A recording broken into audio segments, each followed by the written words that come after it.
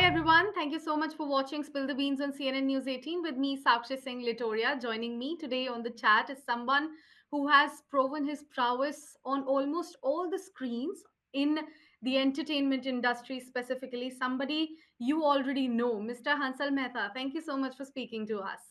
Hi, Sakshi. My pleasure. Yeah.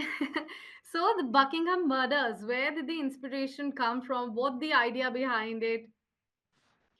Well, this story came to me in 2018 when I was filming Chalang. Hmm. Asim was a co-writer on Chalang, Asim Arora. So he came to me with this idea of a grieving mother in, in this small town in England, and a murder mystery set around that. So that was the idea that he came with, and I really liked the idea. I immediately took to the idea, and I said, once I finished Chalang, let's do this. And then we sort of forgot about it. I got into shooting Scam. All of us got into doing different things. And then one fine day, Ekta called me, Ekta Kapoor, said, I heard this story from Asim. I want to make this. Hmm. And that was it. I mean, they signed me. We started working on the script. The script went through multiple iterations, multiple changes.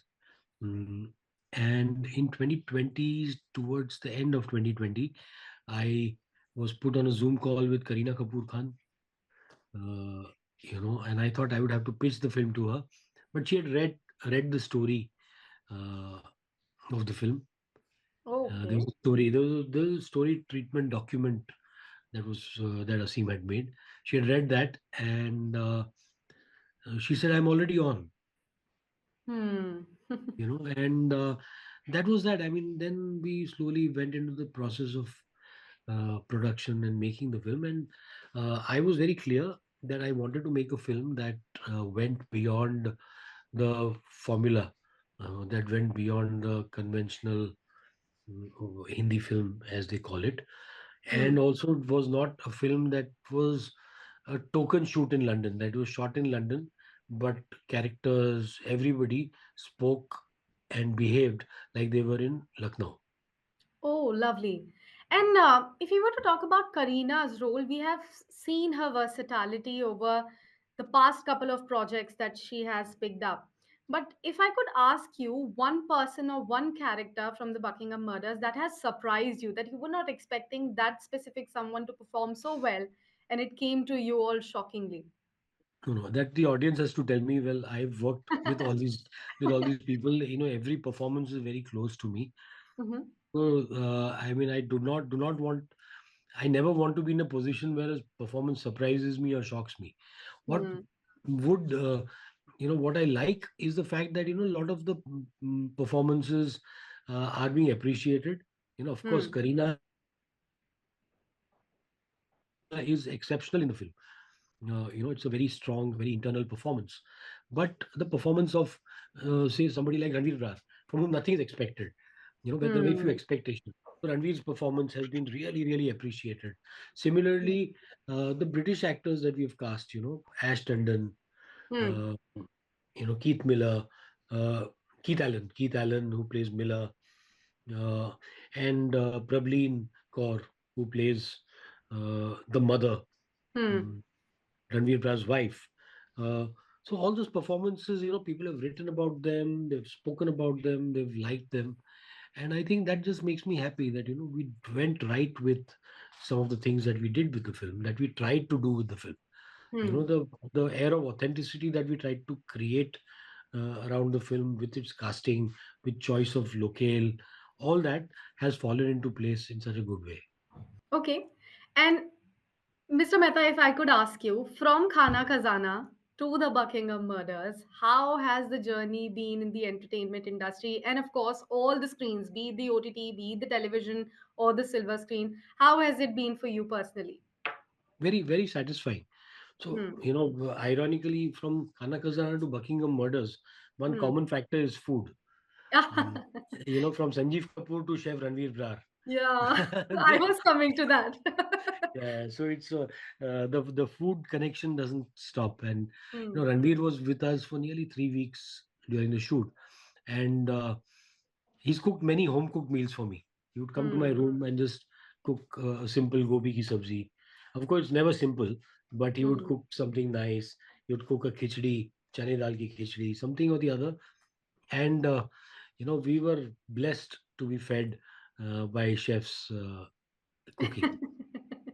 Lovely. And if I am not wrong, since you have already mentioned the music by B. Prak in the Hindi version of the Buckingham Murders, you are also somebody who is very much connected to the classical singing, right? You aspired to be someone else, but ultimately you ended up in the film industry.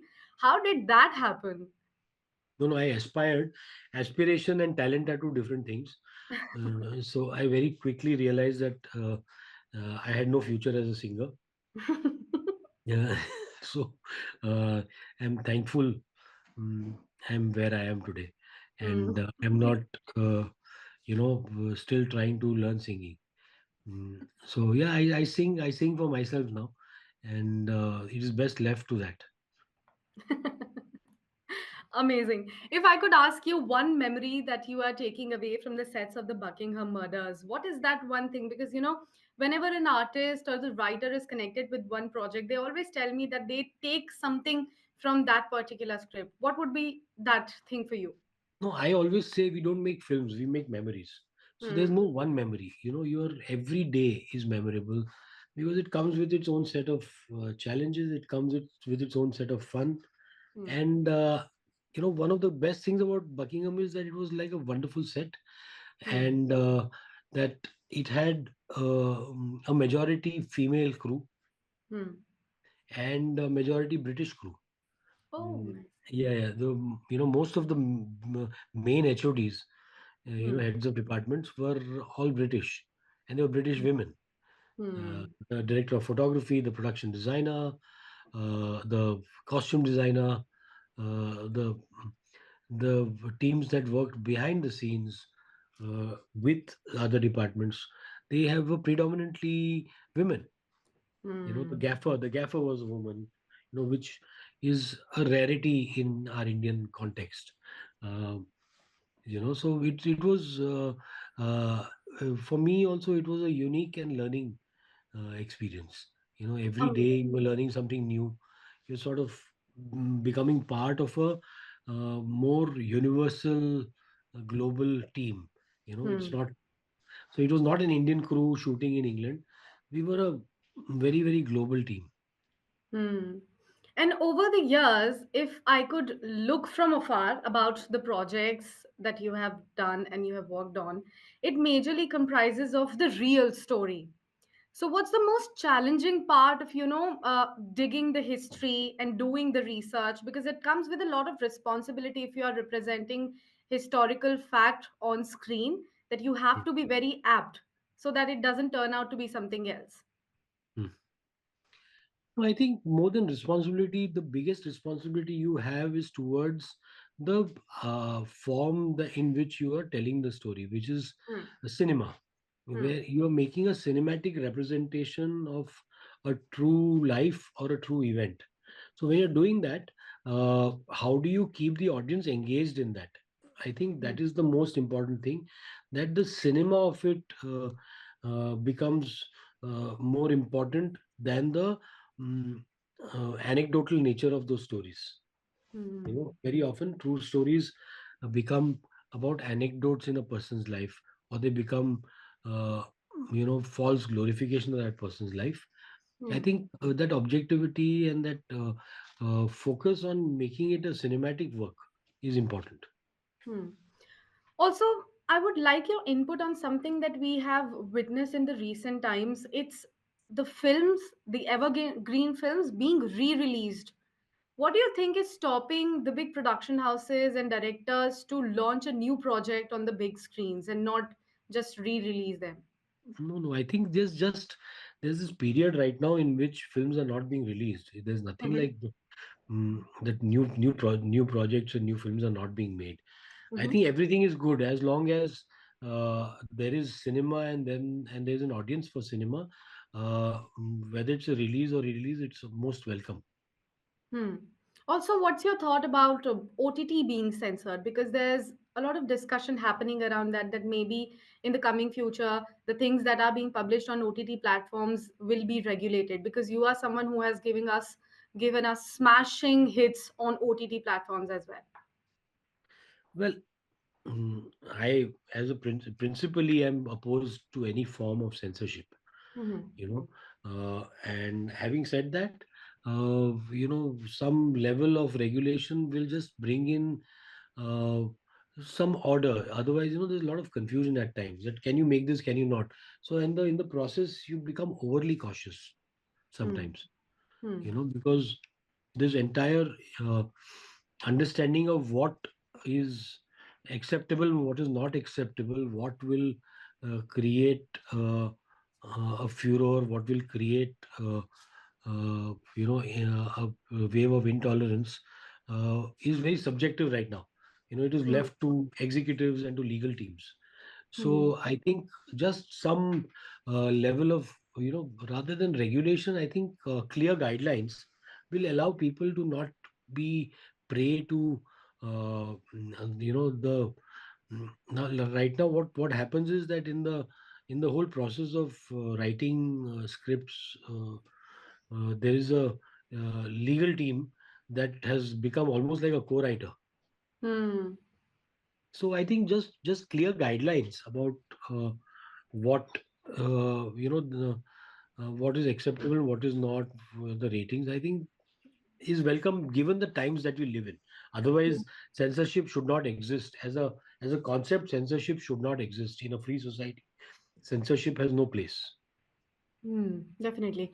Also, something which is quote unquote the box office collection. We are looking at people nowadays judging a film based on the collection that the film has managed to get through the silver screens. Do you think, as a movie maker, it's fair that people are not focusing much on the script and more on the money that the movie is making? No, I find it absolutely ridiculous. Hmm. And I feel that the box office is nobody's business except uh, of those who have invested in the film. Hmm. So I think reducing a film to its numbers is a sign of mediocre thinking. Hmm. And the great films of all times, uh, who remembers the box office collections ultimately? Hmm. Is the films that people remember. You know, do you know the collections of Bimal Roy's Devdas? Do you know how much Guru Dutt's Pyasa collected? Hmm. Do you know what Devanand's Guide collected? Do you know what you know Ship of Theseus collected? What Lunchbox collected?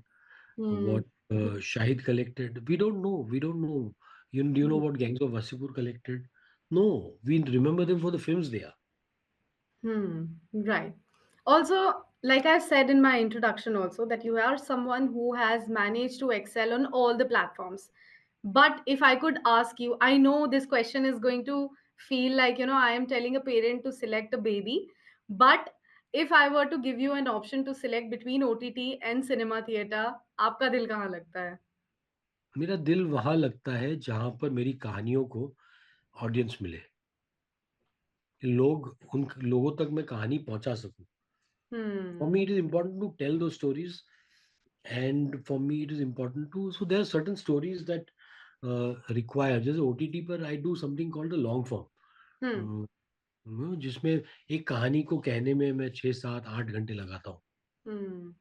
तो वो करने के लिए OTT is the ideal place, कि I can character development में कर सकता हूँ, Hmm. उसकी पूरी कहानी, उसके इर्द गिर्द के कैरेक्टर्स के बारे में I can write about that, explore them in greater detail. So for that, OTT is an absolute boon.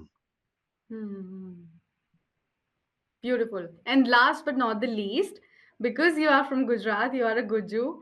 What's your favorite dish? Because every Gujarati is a foodie, and you have already said that, from Chef Sanjeev Kapoor to Ranveer Brar, you are lucky that you have had the biggest of the chefs of our country on your side. So ultimately, for me, my comfort food is uh, dal dokli. Yeah. Lovely. Also, would you like to break the myth कि गुजराती मीठी दाल ही खाते हैं बस?